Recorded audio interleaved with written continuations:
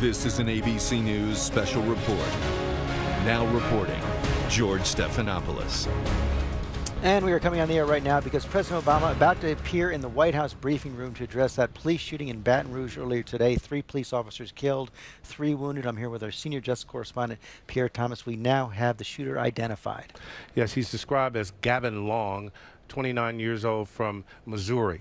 Law enforcement sources are describing him as a black male to us. We don't have any more details about motive or anything like that, but law enforcement is on high alert across the country. All these shootings taking place in such a short period of time, George. We've had 8 police officers killed in the last 2 weeks of so much violence in the country right now. The president's been called on to speak out against this violence so many times over the last several weeks. The killings of African-American males by police as well in Baton Rouge, out in Sterling, in Minnesota as well, sparking protests across the country. As Pierre said, police on high alert. Here's the president. Good afternoon, everybody.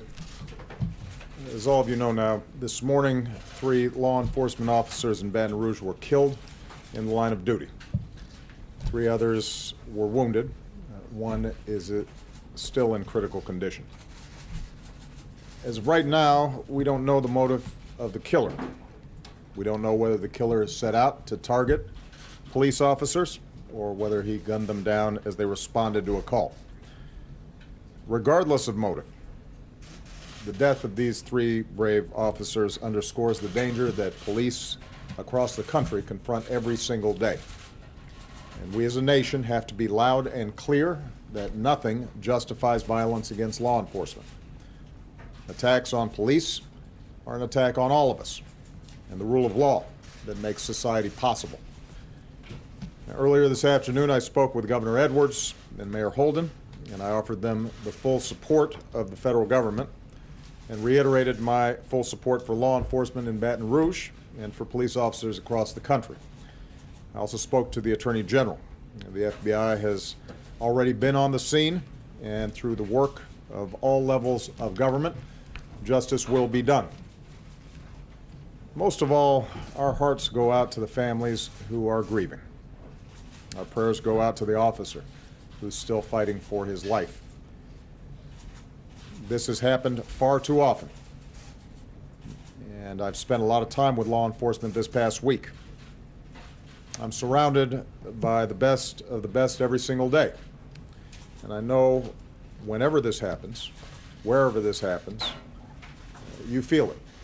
Your families feel it, but what I want you to know today is the respect and the gratitude of the American people for everything that you do for us. And 5 days ago, I traveled to Dallas for the memorial service of the officers who were slain there. I said that that killer would not be the last person who tries to make us turn on each other, nor will today's killer. It remains up to us to make sure that they fail. That decision is all of ours. The decision to make sure that our best selves are reflected across America, not our worst, that's up to us. We have our divisions, and they are not new. Around-the-clock news cycles and social media sometimes amplify these divisions. And I know we're about to enter a couple of weeks of conventions where our political rhetoric tends to be more overheated than usual. And that is why it is so important that everyone, regardless of race or political party or profession, regardless of what organizations you are a part of, everyone right now focus on words and actions that can unite this country rather than divide it further. We don't need inflammatory rhetoric. We don't need careless accusations thrown around to score political points or to advance an agenda. We need to temper our words and open our hearts, all of us. We need what we saw in Dallas this week, as a community came together to restore order and deepen unity and understanding. We need the kind of efforts we saw this week in meetings between community leaders and police, some of which I participated in, where I saw people of goodwill pledge to work together to reduce violence throughout all of our communities. That's what's needed right now.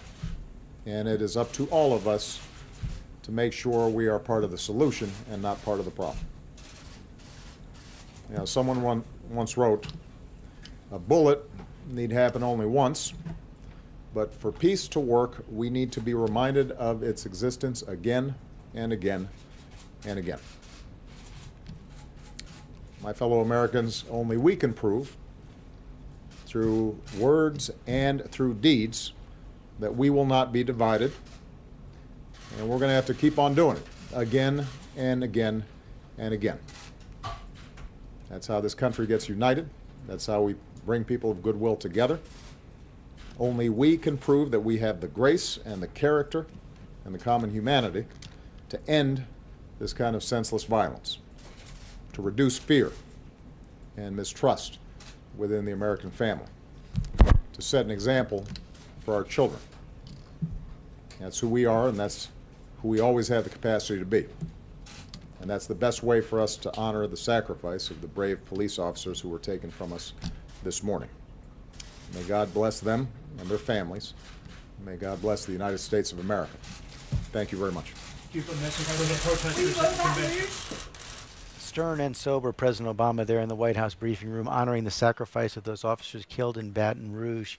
Today also speaking to the broader country, saying we must temper our words, open our hearts, particularly as we enter this political season. We're coming to you from the Quicken Loans Arena, where the Republican convention will open here tomorrow, Democratic convention a week later, and Jonathan Karl, the president's words echoed this afternoon by Hillary Clinton. Almost word for word, George. They heard the president say attacks on police or attacks on all of us. Hillary Clinton just out with a statement saying today's devastating assault on police officers in Baton Rouge is an assault on all of us. There is no justification for violence, for hate, for attacks on men and women who put their lives on the line every day. Pierre Thomas, our senior justice correspondent, the president especially careful, like the police officers we saw in Louisiana, on not addressing the motive of the shooter, saying we just don't know it yet. Exactly. We don't have any particular guidance on that, but I think the bottom line of the president is that you cannot have open season on police officers. Just can't happen.